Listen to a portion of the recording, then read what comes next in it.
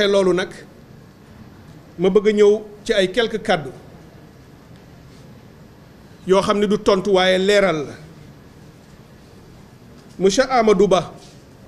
candidat du parti au pouvoir premier ministre du Sénégal dafa yëkkati ay tuuma yóbbu ko conseil constitutionnel ni leen nañu gàntal sama candidature sama bos ak bosu Bassirou Diomaye Faye daanaka boole ñu luñ ñu tuumaal ma bëgg a indi ay clarification ci yu bare ci loolu laata ma koy def nag ma leen di préciser ni suñuy avocat man comme Bassirou Diomaye Faye def nañu lépp lu ñu war a def ci liggéey ci saytu ci indi argument de droit yi mu laaj yépp ba yóbbu nañu ko conseil constitutionnel jébbal leen suñu mémoire de défense pour démonter pièce par pièce argument à l'appui article de droit constitution code électoral lépp lu mu laaj ci suñu architecture juridique génnee nañ ko teg ko ci taabal ji pour wan conseil constitutionnel ni li Amadou Ba wax lépp ay invention la amu ci dara loo xam ne ni méngoo na ak droit comme nag suñuy avocats ils sont très très bons c'est d'excellents avocats du ma ñëw ci boobu aspect dama leen di bàyyi ñoom ñu def boobu liggéey li may leeral rek mooy lenn ci li nga xam ne yëkkati na ko te benn bi mooy ni ci li ma concerné man personnellement bu Bassirou dinaa ci ñëw ci yeneen yi nag ma bàyyi avocat am def ko ak mandataire am parce que moo ko gën a maîtriser def ko te lii may wax ñoom sax dinañu wax lu gën a dëgër loolu ci ay argumentaire pour ngeen xam ne lii lépp dara nekku ci lu am taxawaay nee na dama bokk ci entité politique boo xam ne dañ ko dissoudre maanaam amatul xanaa ku ko dégg ci yéen journalistes yi ma yàgg a topp yàgg a ñëw ci suñuy conférence de presse yàgg a ñëw ci suñuy activité boo ko déggee dina la jaaxal waaye nag ku xam ñii ni ñuy doxale ak ni ñu mel ak tiitaange bi nekk ci ñoom jamono ji ba ku fël ñu yefe ni seen pouvoir jeex na lu ne mën nañ ko inventé ñu ni man dama bokk ci parti politique boo xam ni dañu ko dissoudre amatul moo di Pastef ñaareel bi nee nañu dama jël ay pièces yoo xam ne ni ay fausses pièces la yu baaxul maanaam lu ñu tappale yóbbu ko conseil constitutionnel maanaam daal da nga ñëw ni lii pièce la boo xam ne bii maa ko indi bu baax la ndekete yow pièce bi yaa ko inventé pièce bi baaxul loolu mooy ñaareel bi nga xam ne nee nañu moom lañ ma tuumaal ñetteel bi ñu ni coalition irrégulièrement constituée maanaam man coalition bi ma yóbbu ni ñu ko tëggee baaxul parti ya ca bokk baaxuñu wala daal ña ko defar baaxuñu ñeenteel bi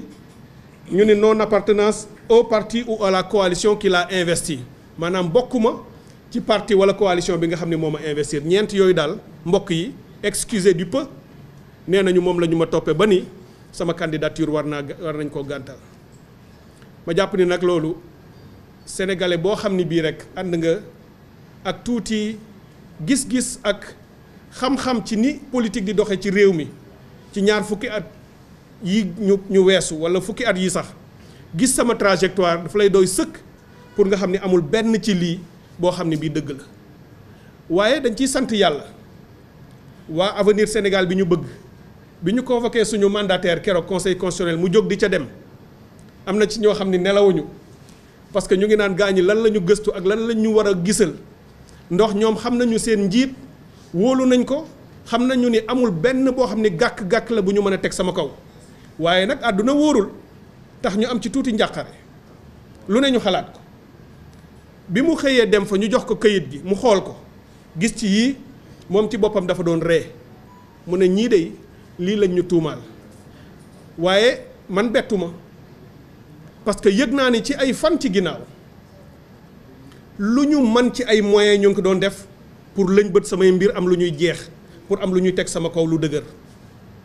fu ne nag seet nañ ko yëg naa sax ni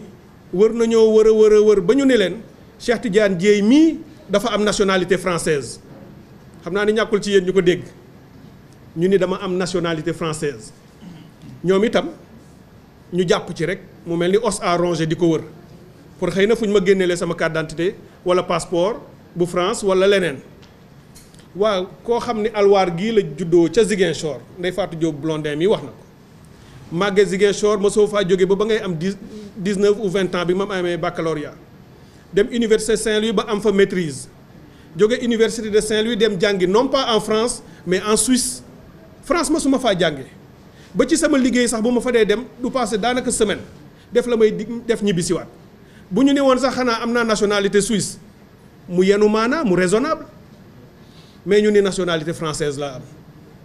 wër a wër évidemment duñu ko gis parce que du lu mën a am ñu dellu si dem dugg ci ay fiscalité fu ne ñu wër fa ñu xam ne mënuñu maa gàntal ci loolu ñu dem lëñ bët sama démb ak sama barki démb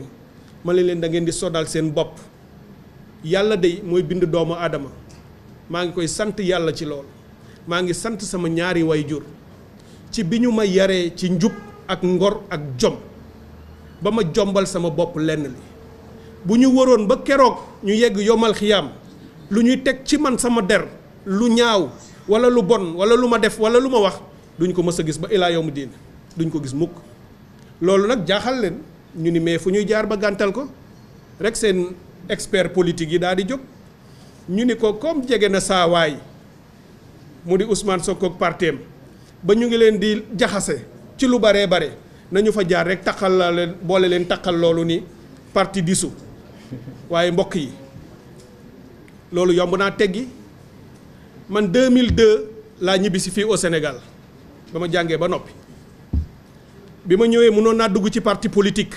ndax amoon naa lien bu wér ak parti démocratique sénégalais président Abdoulaye Wade bi muy ñëw Genève en 2001 en tant que président nouvellement élu maa nekkoon président de l'association des Sénégalais de Genève et de France voisine mu dalal ñu ñun sénégalais yi ma def discours ci kanamam discours bu mu gis xale bu am avenir bu am jom bu xam li muy wax mu woo ma ba ma ñëw ci moom mu jël livre am dédicacel ma ko un destin pour l'Afrique may ma ko ni ma boo ñëwee Dakar na nga ñu seet si mu wax collaborateur am yépp ni ma ne leen jël leen numéro de téléphone am bu Cheikh Tidiane Dièye mi kooku bi ma ñëwee 2002 bu ma bëggoon dugg ci pouvoir wala ci parti politique kon ma dem PDS ndax amoon naa pexe yu ma jaar ba dem gisi président Abdoulaye Wade man maa ko bëggul woon parce que bëgguma woon dugg ci parti politique ma dem dugg forum civil bu maître Mame Adama Gueye à l'époque milité naa fa 10 ans au forum civil ñépp ci Sénégal société civile lañ ma xamee mësuñu maa xamal ci parti politique bi ma nekkee forum civil ci la 2008 ma dugg ci assise nationale président Cheikh Hamidou Kane woo ma ni ma Cheikh Tidiane dama bëgg nga ñëw seet si ma dem këram seeti mu ni ma man maay président commission valeur éthique et questions sociétales encore une fois ngeen gis ni mbiru valeur ak mbiru éthique ak mbiru mbaax ak yooyu dama ko yàgg bëgg di ko yàgg a topp mu ni ma li ngay nekk ndaw dama bëgg nga nekk sama vice président au commission ma ne ko doyen loolu ëpp na ci man ma nekk ak yéen rek di leen liggéeyal doy na ma mu ne ma mukk dama bëgg nga nekk ko parce que ñun suñu wàll wéy na li ñu waroon def yëpp def nañ ko bu ñu leen indee ànd ak yéen lii ngeen di def la ñu bëgg jox leen le témoin ngeen continuer ko ma comprendre fi mu waxee ma nekk vice président ñu def charte de gouvernance démocratique ak parti politique yi fi nekkoon yépp ñu dem 2011 2012 M23 ak 23 juin ma bokk ci ñu ko concevoir liggéey ko dem fii buntu assemblée nationale xeex ko ñoom ñii toog tey au pouvoir ñoo fa doon nekk ànd ak ñoom xam nañu rôle bi ma ci joué ñu def M23 muy kuréel ma nekk coordonnateur du secrétariat du M23 kii di Alioune Tine mën na ko confirmer ca biiroom lañ ko doon defaree ba jamono jooju kenn mësumaa gis ci politique ñoom ñii nekk au pouvoir ñoo doon ànd ak ñun ñuy lijjanti nu ñuy fexee ba pouvoir bi changé en 2012 bi pouvoir bi changé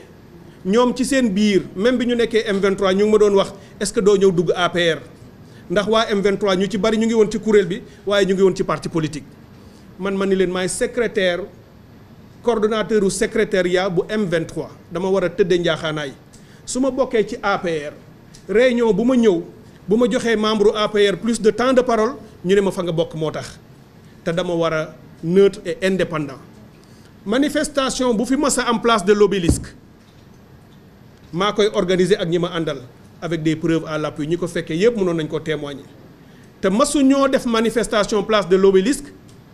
te neewuma gaañi dem leen wuti drapeau fu mu mën a am ngeen ñëw takk ko masul am manifestation bu amul drapeau lan moo tax ma ko daan def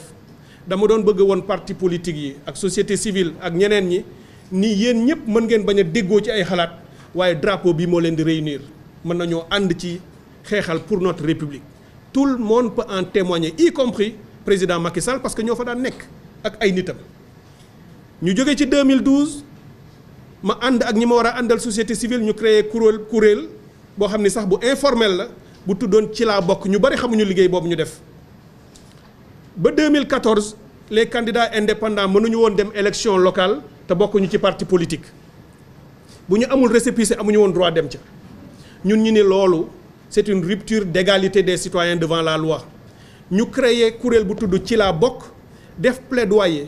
bind président Macky Sall ni ko indépendant yi ay sénégalais lañu comme ñu bokk ci parti yi am nañu droit nekk ay maire ak ay lu leen neex te duñu dugg ci parti politique président Macky Sall tontuñu lettre ba tey mën nañ koo génnee ni ñu bu ñuy def réforme constitutionnelle bi war a ñëw mooy bi ñëw 2016 mu ni ñu danañ ko ci dugal donc loolu itam suñu liggéey la suñu victoire la en tant que société civile et indépendant et ce n'est qu'en 2015 que man ak ñi mel ni man bokk lu ñu gëm bokk fu ñu jëm ak bokk nu ñu mel ñu jàpp ni am nañu taxawaay ci réew mi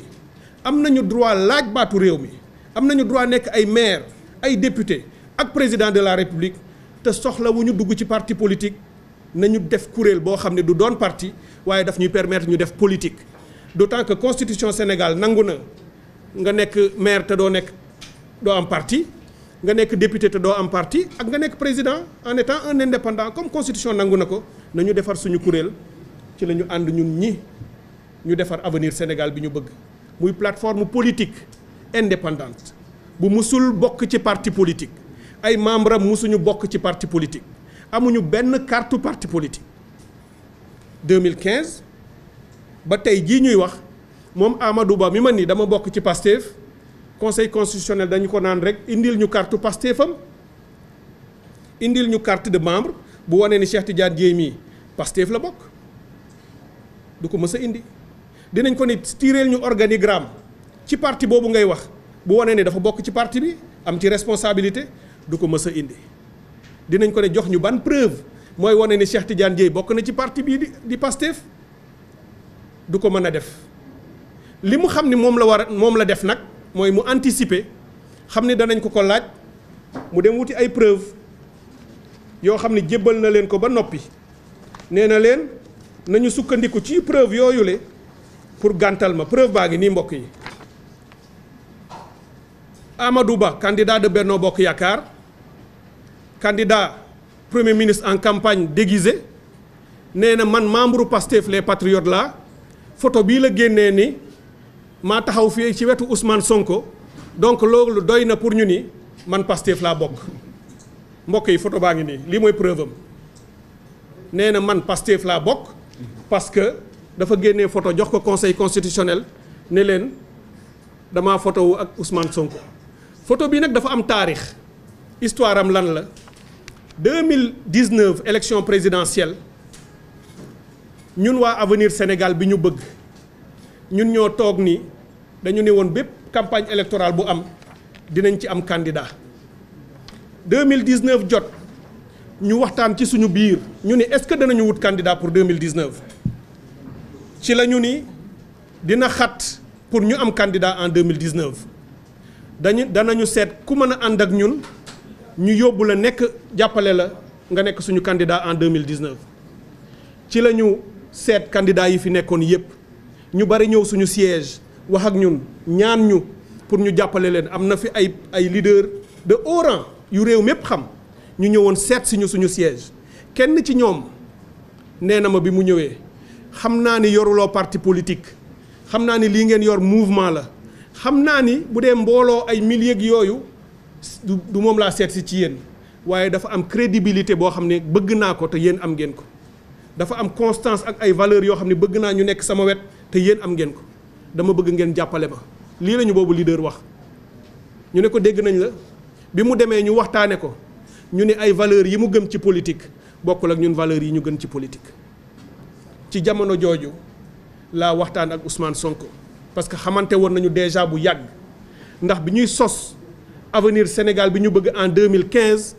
Ousmane Sonko dañ koo invité mu ñëw ca salle ba bokk fa fekkee si 2015 bi ñuy sos Avenir Sénégal bi ñu bëgg c'était en mars 2015 hôtel Teeru bi pour wan leen ni avenir Sénégal bi ñu bëgg lu yàgg am la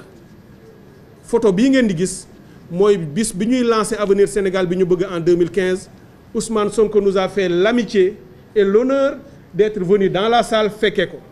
ndax bi ñu doon xalaat ni ñuy bindee suñu ay document de vision ak yooyu daf ci doon sax ñëw di ànd ak ñun xanaa kon kay bu ñuy wax dañu naan moom moo bokk ci avenir Sénégal bi ñu bëgg